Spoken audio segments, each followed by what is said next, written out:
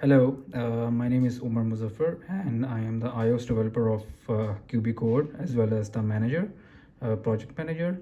And today I made this video for the tutorial for Apple login, how to integrate the Apple sign-in method into your code, the Swift code, and the iOS app. So first of all, you have to log in into your Apple account here. Then you can go to this app identifier. Here you can see this identifier, and then you can click on any identifier wherever you want to add your login method, and then you can just edit that identifier. Here you can see the name of your app. You can enter the name of your app, and you can see the identifier here, this one.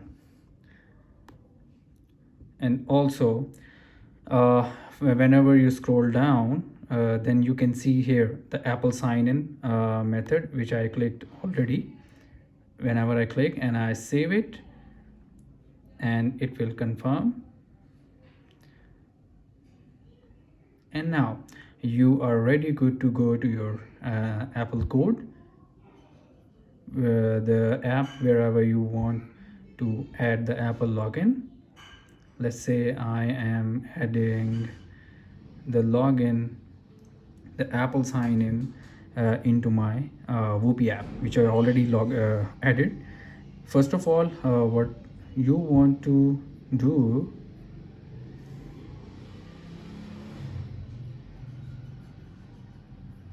here you have to go to the storyboard,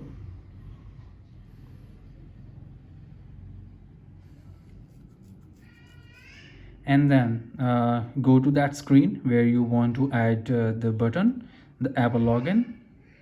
Let's say I have added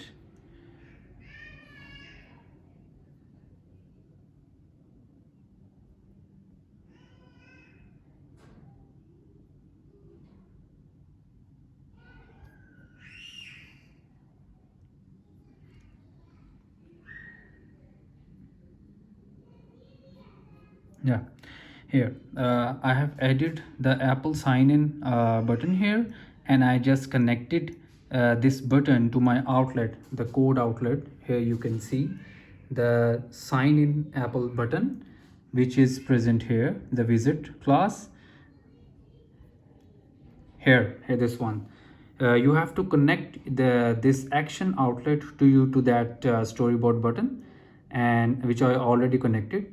And then you have to check the iOS 13 condition, because Apple introduces the Apple sign-in after the iOS 13.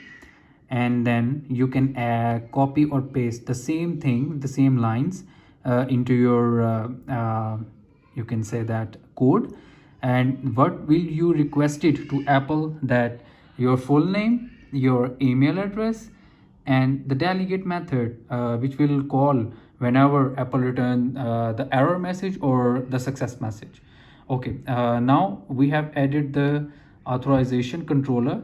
It will also ask you to import the authentication services here. First you have to import the authentication services, and then you can add the code here. Okay, now perform the request. This will this will call the Apple methods, which I added in the extension here. You can see the delegate methods. There are two delegate methods, did complete with error or did complete with authorization. So this will automatically call whenever Apple return the login credentials, or whenever Apple return the error. So whenever Apple returns the error, then you can see here I have printed the login message, which will enter here in the console whenever Apple returns anything. And if Apple returns the success message, then it will automatically go to this method, this one. And you can see the delegate method only returns the parameters which are the authorization with credentials, this one. And it will return you, this is coming from this is coming from the Apple, like Apple ID credential, full name, given name, family name, the email address, and the user ID. So what you want to hear, that you have to save these Apple ID, the first name, the last name, and the email address into your preferences, which I saved here. You can see, because the reason to save this into your local cache is just because Apple returns these credentials only one time.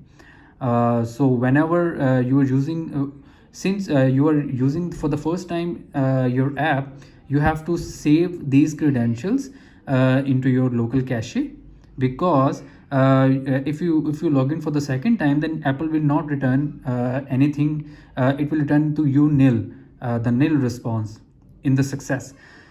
So you have to save these credentials in your preferences for the first time, and then whenever you log in again, then you can check whether the user sign in from Apple. This is my condition, you can enter yours, and then I get the Apple ID, the email address, and the full name for the authentication for the second time. Okay, here you can see the password is static because Apple doesn't return you the password. So I entered the password statically 1234567, just because I have requirement to enter the password in my on my backend. So I'm using the parse here, the standard login for the parse. You can see here, and if error is nil, then I succeeded. I am succeeded, and I just dismissed that Apple, the progress bar, and the message, the dialog window of the Apple, and then I will enter into my app. Here you can see, and then I am successfully logged in into the Apple now. So one thing you should remember here, first before entering into the code, you have to allow the user here. You have to allow the user here. You can check whether your sign-in capabilities have the Apple login here or not. This one you can see. So first you add the sign-in Apple on your identifier in your Apple account, and then you can come here in your sign-in capabilities, and you can see whether or not you added the sign-in with Apple or not here. Okay, so what if you not entering the sign-in Apple here, then you can click on here and search the Apple sign-in.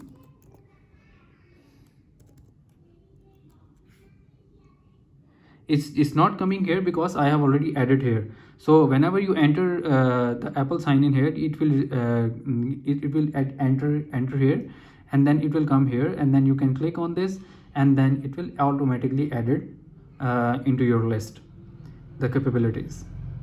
So this is all from my side. Thank you very much.